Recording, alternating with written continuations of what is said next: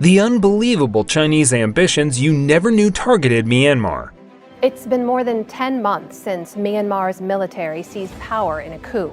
One of the least known battles that are waging in the country is the one which is raging in Southeast Asia. We are talking about Myanmar. Myanmar has very recently become a victim of military coup d'etat, which means that the Burmese military just decided to take over the country. This didn't go well with the rest of the country, and as a result there are a myriad of armed insurgent groups which are fighting against their own army. But before we get into full detail and link this with China, we request you to subscribe to the channel to support us. Thank you very much. The military in Myanmar has committed several crimes against humanity since the civil war started rampaging across the country. And to the dismay of champions of human rights, there is not much reporting going around in mainstream media about these gross violations against the sanctity of human life. Now, this raises an important question. Why is the world silent on this open assault on democracy? Probably because there are some very important stakeholders who have strongly vested interests in the military keeping its control over the country. China is a very powerful and prominent actor who has not raised an eyebrow over what's happening in its neighborhood. But before we talk about how China is strongly invested in keeping Myanmar military in power, we need to talk about Myanmar's history.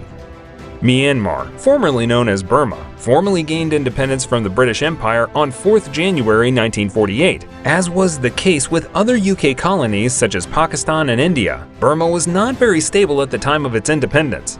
The country had many ethnic faultiness and had several political organizations which began fighting with each other. Due to the political instability right from the start, the military began melding into the political affairs of the country, and the issue came to a head when the Burmese military commander, Ne Win, took over the country in 1962 along with his trusted comrades. From that point on, Burma became a military dictatorship under the Burma Socialist Program Party, which continued to brutalize political opponents for the next 26 years. Burma was a military dictatorship and essentially a one-party state. Things were pretty bad, and in 1989, the country was renamed to Myanmar. The situation finally improved in 1990, and the military finally agreed to go back to becoming a democracy. However, the winners of the election were never allowed to take front seats in politics. In fact, these individuals were placed under house arrest.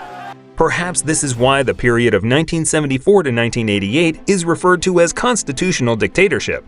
But who were the winners of the general election in Myanmar in 1990? The National League for Democracy, or NLD, won the election by a huge margin. The military really did not like the results of the election, despite the fact that the NLD had won a whopping 392 out of a total 492 seats in the election. The military regime simply couldn't let any democratic forces take control of Myanmar. You must be wondering how even a dictatorship could just shrug away the results of a general election. Well, the military simply said the election results didn't count.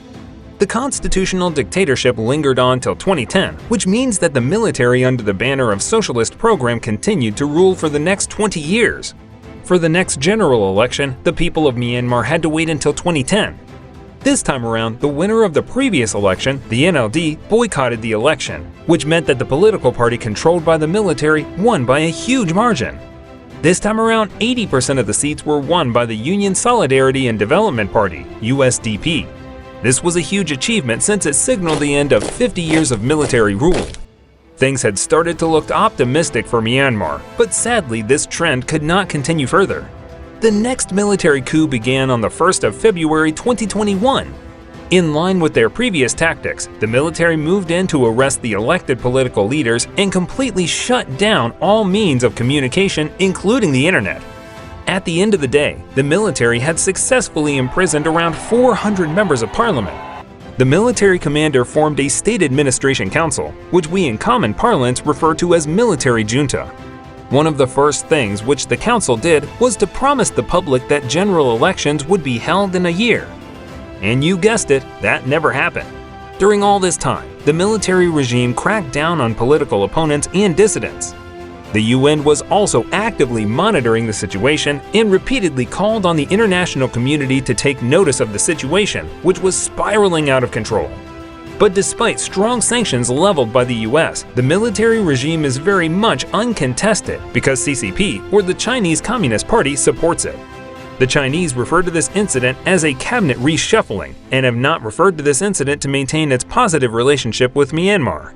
One of the reasons why CCP wants the military regime to remain uncontested is because it seeks entry into the Indian Ocean. Perhaps that is why it's investing heavily into infrastructure projects in the country. This means that Myanmar is more than just an economic opportunity for China, it's a strategically prime location. China relies on energy imports to keep its manufacturing industries well-oiled, pun intended. Most of the trade, almost 60%, goes through the Straits of Malacca, which, if controlled by a rival superpower, can choke China into economic submission. Myanmar offers an alternative economic route, which can remain functional even if the straits are blocked off. But this is just one way through which China is cementing its position as a strategic rival to the US. China is also investing in One Road, One Belt initiative. But we will talk about that in some other video. Please give this video a huge thumbs up if you found it interesting. Thanks for watching till the end, and see you in the next one.